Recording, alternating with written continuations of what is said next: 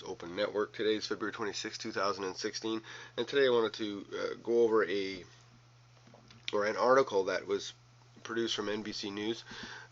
It's about Al-Qaeda making its comeback. It's an interesting sort of back page article that not designed to. It's certainly not getting in front of any U.S. elections, which, this would be a lot more important than U.S. elections, I would think.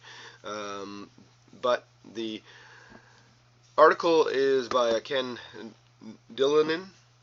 Intelligence analysts paid close attention last month when Al-Qaeda's master bomb maker, whose name tops the U.S. kill list, issued an audio tape from his hiding place. The content was the usual anti-Saudi Arabian screed, sprinkled with threats against America, but the news of Azira's sudden willingness to join the terror group's PR campaign. For years, the man who tried to take down planes with underwear and parcel bombs had laid low as Al-Qaeda's Yemen affiliate tried to protect him from U.S. drone strikes. However, in 2016, the resurgence of Al-Qaeda is emerging from the shadows that ISIS has created. ISIS is soaking up all the headlines. Its older sibling has been launching attacks and grabbing territory too. The U.S. intelligence officials tell NBC News that they are increasingly concerned the older terror group is poised to build on its achievements. And a quote from James Clapper, Director of National Intelligence, warned the House Intelligence Committee that Al-Qaeda affiliates are positioned to make gains in 2016. So that's pretty serious and significant development. Because of those far-flung affiliates, Al-Qaeda remains a serious threat to U.S. interests worldwide, end quote, said Lieutenant General Vincent Stewart, the director of the Defense Intelligence Agency. And after seizing a large segment of Iraq and Syria, beheading Western hostages on camera and slaughtering civilians in the heart of Paris, ISIS has eclipsed the extremist rival as the biggest brand of global jihad. But U.S. officials tell the NBC News that Al-Qaeda, through its core in Pakistan, has been degraded by years of CIA drone strikes, is now experiencing renewed strength through its affiliates, led by Al-Qaeda in the Arabian Peninsula, in Yemen, and the Nusra Front in Syria. Clapper called the two groups of Al-Qaeda's most capable affiliates in his House testimony on Thursday. Both branches have expanded their territorial holdings over the last year amid civil wars, Russian airstrikes against Nusra Front, and CIA drone strikes on the Arabian Peninsula. Leaders have set them back, but have not come close to destroying them. Al-Qaeda has not managed to attack a Western target recently, but it continues to inspire plots. There's no evidence that December's mass shooting in San Bernardino, California, was directed by Al-Qaeda, but Saeed Farouk, who carried out the attack with his wife, appears to have been radicalized by Al-Qaeda long before the rise of ISIS.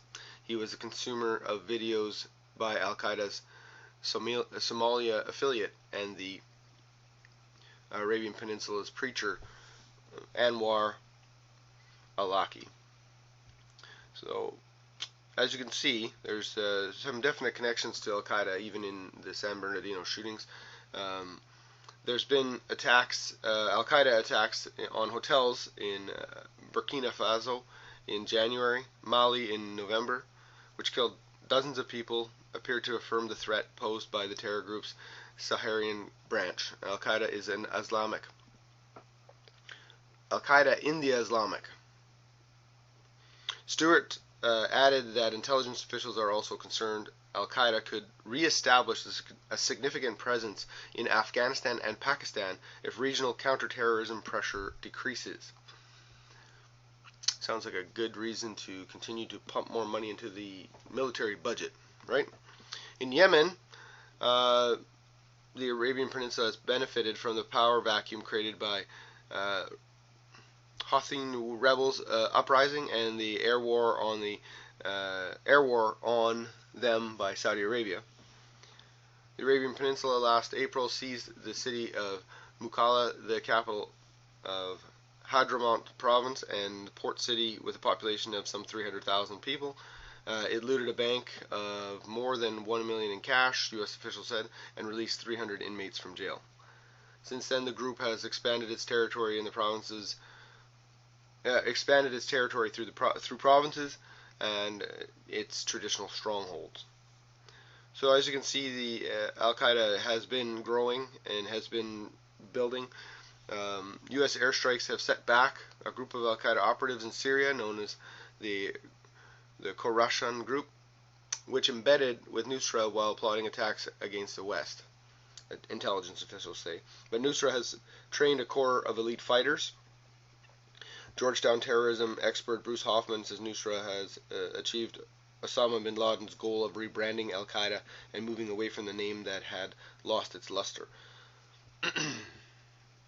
Although their group's leader is hardly a household name in the West, it is respected by his adversaries in American intelligence. He is believed to have been detained by U.S. military in Iraq and released in 2008. Hoffman, who served as CIA's scholar in residence for counterterrorism, calls Nusra, quote, even more dangerous and capable than ISIS.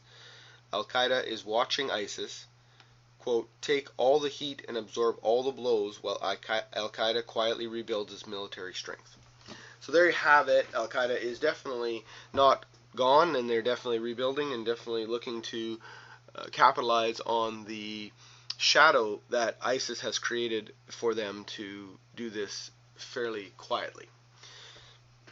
There's a lot going on there, and this is the mainstream media does not have a tendency to produce a whole lot of quality information that isn't about the election in the United States. So stay tuned to your alternative media stations, Eyes Open Network, and their other